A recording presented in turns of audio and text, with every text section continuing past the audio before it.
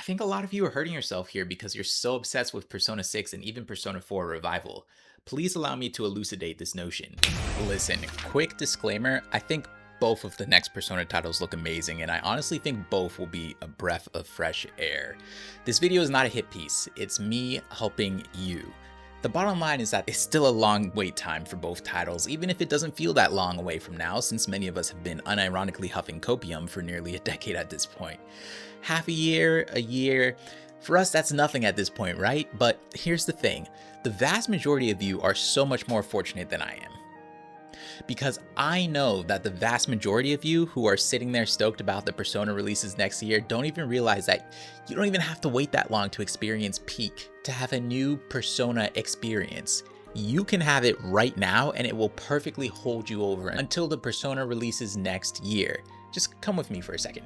Now, I've put together some data that corroborates my anecdotal experience, and my anecdotal experience is that basically nobody gives a flying fuck about Metaphor Refantatio. The obvious disclaimer here is that I'm specifically saying that nobody gives a fuck about it relative to the established precedent set by the mainline Persona entries. I'm not saying generally speaking that nobody cares about it, and guys, just to preface, I would consider myself an expert on this subject. I haven't just played the game, I've been in the online communities for this game since before release. I've made 20 videos on this game, analyzing its story, themes, characters, and the player base itself, with a total runtime of 480 minutes. Or 8 hours. I might genuinely be the most qualified guy to speak on this game and what it is, to be honest, and I'm not sure anyone else has spent longer not just thinking about it, but speaking about it with others who have also played it and, liked it, didn't like it, etc. But let's look at these numbers though. On Steam, Metaphor Refantatio had a day one player base of 85,961. For comparison, and to have sort of a control for this data set, let's do Persona 5 Royal's day one player base on Steam. It was 35,474. But keep in mind, when it came to PC, it had already been on PlayStation for years, and Persona 5 Royal is also the second edition of Persona 5, so of course, the player count would be lower, right? In spite of the fact it's the most iconic Atlas title. But I want us to look at the amount of players online for each of the titles exactly 1 month after release. For Metaphor, it was 29,894. This is a 65% decrease in active players for Metaphor after just 1 month.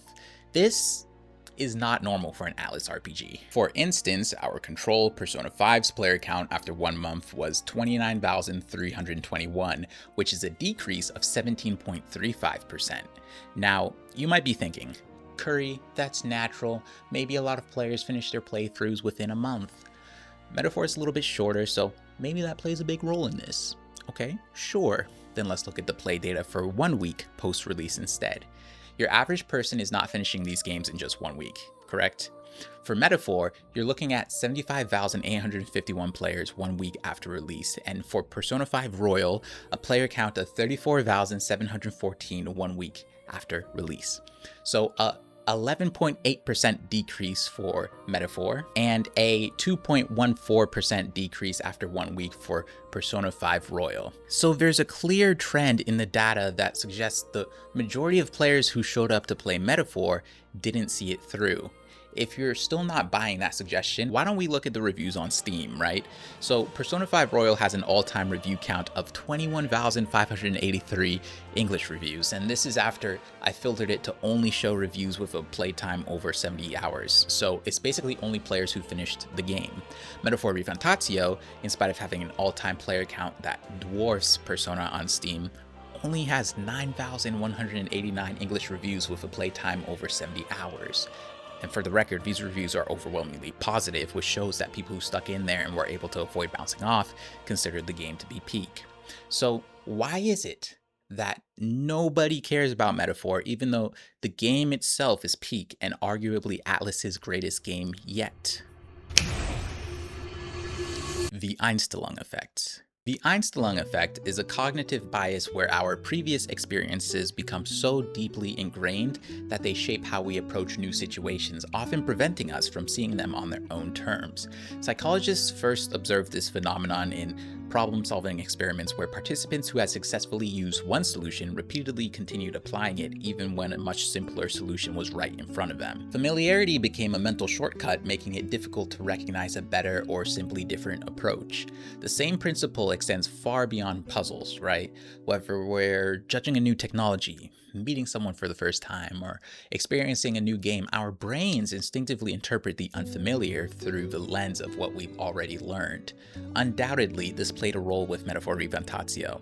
By 2024, fans had spent nearly a decade waiting for Persona 6, and not just waiting for Persona 6, but waiting for Persona 6 with no concrete timeline, no official information, no leaks, no nothing. Persona had become the dominant mental framework through which many players viewed Atlas. So when Metaphor arrived, a brand new Atlas RPG, it wasn't always experienced as a new IP first. Instead, it was unconsciously filtered through years of Persona expectations. Rather than coming in, trying to experience Metaphor as its own thing, many players came into the experience looking for and expecting Persona 6, and that mental block definitely played a role in blocking narrative transportation, a concept I'll delve into more later.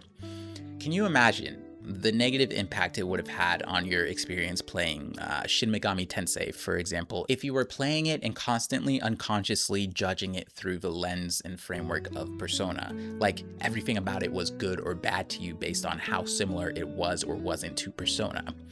That wouldn't be ideal, considering Shin Megami Tensei is not Persona. That is the Einstellung effect in action. Relying on a familiar framework so heavily that it becomes difficult to appreciate something on its own terms. Metaphor wasn't simply competing against another game, it was competing against a way of thinking that had been reinforced for years. Had Persona 6 been a known quantity with a clear roadmap, it's possible players would have felt less compelled to shoehorn Metaphor into that role, which would have given it more room to establish its own identity in the public consciousness. Instead, many players were not receptive to the game or its themes, and it was consistently coined as Fantasy Persona and nitpicked to hell on what it did and didn't do differently to Persona. So you have this factor, completely external to the game, dictating how it's received and experienced, right? But that on its own wouldn't be enough to impact its reception to this degree. I think Metaphor's story was difficult to get into for a lot of folks, and here's why. The Persona-style games that Atlas make thrive on something called narrative transportation. Narrative transportation is the psychological state of being mentally and emotionally absorbed into a story world, so much so that your attention, imagery, and feelings focus on the narrative and you temporarily leave the here and now. Narrative transportation was a cognitive concept that was defined by social psychologists Melanie Green and Timothy Brock in the year 2000. In the most simple sense, we are talking about immersion, right? Now, there's two key findings from this study which I'd like to highlight that are starkly relevant to Metaphor Revantatio. These findings are details that aid and abet narrative transportation, so think of them as both things that result from narrative transportation and also things that basically must happen for narrative transportation to take place. The first key finding was that emotional engagement amplified persuasion, meaning that emotional connection to characters strengthened belief change, so when readers empathized with the victim, they were more likely to internalize the story's themes. The other key finding I want to highlight is that narrative transportation reduces counter-arguing, which basically means that when deeply absorbed, readers don't critically analyze or argue against the message. Their cognitive resources are focused on the story and not on skepticism, which means that the story can slip past rational defenses. Now, to provide context for those who may not be aware, Metaphor Revantatio is a story that largely focuses on systemic racism and oppression. So, a lot of the game's runtime, especially in the introductory phase of the game, is spent showcasing micro and macro aggressions both from individuals and institutions, and delving into different philosophical solutions for the situation. Here's the thing with that. Being the recipient of systemic racism and oppression is absolutely not a universal experience. In fact, a UNESCO study estimated that only 1 in 5 people globally experience discrimination due to their skin color, gender, or origin. And honestly, a lot of people who don't experience it struggle to understand it or even find the topic uncomfortable and dedicate themselves to willful ignorance or outright denial to preserve their own sense of comfort. So because of this story's framework, because it's so centered around a topic that the vast majority of people don't experience or wish to understand or acknowledge, you're left with a big section of the player base lacking the ability to seamlessly emotionally engage with the story. And remember, a key barometer for narrative transportation is empathy-driven emotional connection. The game's framework is also intertwined with the other key component to narrative transportation that I brought up, which is counter-arguing. Because the game foregrounds systemic racism early on, some players may struggle to achieve narrative transportation. Without that immersion, they also miss the natural reduction in skepticism that comes with it, leading to more resistance to the story's themes. Many dissatisfied players describe feeling beat over the head with the game's showcasing of racism, but I see that reaction as discomfort with a topic they'd rather avoid. Ironically, that very discomfort prevents them from immersing in the fantasy world the way the narrative intends. Think about it. With Persona, the premise and framework of the game's story is always that you are a high school student. This is a nigh universal experience. Even if you've never been in high school, you've likely been in groups of people in your age group and done activities with them together. This familiar scenario and story framework eases the transition for effective narrative transportation and an acceptance of the story and what it wants to tell you. Systemic racism is not a universally shared or acknowledged scenario. So even in a vacuum, if this game came out of nowhere from a no-name developer and didn't have any of the weight of being Atlus's latest release, it would still likely struggle to narratively transport all gamers due to the subject it bravely tackles with its narrative. But then you add in the prior expectations that come with it being an Atlus title and the absence of Persona 6, and you almost have a perfect storm of alienating a lot of players before they can even finish the prologue. And this stuff truly matters. Neuroscientific research from 2009 around narrative transportation showed that when people are successfully transported, brain regions related to perception, emotion, and motor activity activate as if they were experiencing the story's events. So for example, motor cortex activation was tracked during action scenes, or emotional regions like the amygdala fired during tense or sad moments. You can kind of glean here that narrative transportation is a key component to how much we'll enjoy a story, and the key factor that separates good from great. Now, maybe you look at me and you see a metaphor shill.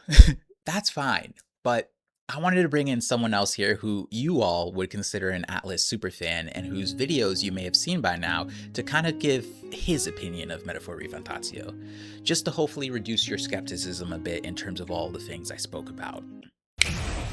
Howdy everyone, this is Twigs, and over on my channel I like to research and mostly cover the development of games and related topics, so far mostly surrounding Atlus and the Persona series. So far I have spent the better part of the last year researching and compiling over 160 pages worth of development information across all my videos. Probably much like most of you, I was introduced to Atlus games through the Persona series. For me personally, I chugged through Persona 1 through 5 and the myriad of spin-offs before really sinking my teeth into other Atlus titles.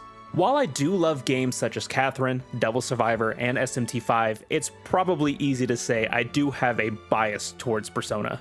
And much like our good professor explained, it was very much present for me when going into Metaphor Refantatio for the first time, even if I didn't realize it. While game director Katsura Hoshino would share that the team would not be shy with Persona's influence on the game, I often found myself with a bunch of preconceived notions of how things should work, often clouding my experience when it shouldn't have. The protagonist is voiced? Wait, there's no all-out attacks? Why am I treating the protagonist like a wild card and only letting him swap archetypes? Despite initially wishing some things were more Persona, as my playthrough continued, I found that Metaphor's charms started to add up and would prove to change my way of thinking, realizing that the game is its own separate entity. Yes, this game shares similarities to Persona, but it is uniquely its own game, with even the smallest details shown that only this game could do. For example, conveying that the king above us is always watching, being present in the battle UI, and watching over your journey during the end battle screen. While the Persona series does cover heavy themes at times, as someone in their late 20s when I first played through Metaphor, I found myself more deeply connected to its world and the themes it was trying to portray, since the lens of the high school setting was removed. While just about anyone can relate to a school setting, I often found myself wanting something more removed from my school days and is more applicable to my life now, and Metaphor was just the thing that I was looking for. Metaphor is a gem, and while it is similar to Persona in many ways, the ability to enjoy it should not be clouded by its predecessors. I absolutely adore both series, but I implore you to play Metaphor if you haven't already. I know we have time to wait until Persona 4 Revival and Persona 6, but if you're wanting to fill the post-Persona blues you might be having, Metaphor is definitely the game for you. Professor Curry and I are very similar in the way that we love this game, and soon we are teaming up over on my channel for a video giving an in-depth look over the development of Metaphor later this month, and we both hope to see you there. Twigs is a legend, and we'll cook up some awesome stuff for you, for sure. But with all that said, allow me to put a bow on things now. You can spend the next year refreshing Twitter, watching Persona 6 breakdown videos, analyzing every frame of every trailer, and counting down the days until release. Or you can actually experience something incredible in the meantime. Because here's the irony. If Metaphor had been called Persona 6, many of the people who bounced off of it would have probably convinced themselves to power through and would rightfully consider it a masterpiece. Not because the game would have changed, but because the mental framework they brought into it would have changed. That's how powerful our expectations are. They don't just shape our opinions, they shape our experiences. And that's why I wanted to make this video, not because I think Metaphor is underrated, I do. But that's not really the point. The point is that sometimes we become so fixated on what's next that we become blind to what's already here, and we convince ourselves that fulfillment exists just over the horizon, when in reality it's sitting right in front of us, waiting for us to acknowledge it. Maybe you played Metaphor and loved it. Maybe you bounced off of it. Maybe you've never even touched it. Maybe you've never heard of it. But if there's one thing I hope you take from the video, it's this. Don't let the expectation of tomorrow stop you from appreciating today. Persona 6 will come. Persona 4 Revival will come. They'll have their moment. But until then, don't spend your time waiting for the next masterpiece while ignoring one that's already here. Thank you guys so much for joining me today and watching the video. Please subscribe for more content like this and join us here on the channel. It's always a great time getting to know all of you and talking in the comments. There are ways to support the channel in the description, including joining our Discord, where we have a community of gamers who just talk about gaming and everything in between. It's a safe space, chill space for all. So please join us if you're interested. Check out the other videos on my channel for more content like this, and have a great day, night, or morning, and remember to be kind and thoughtful. Peace.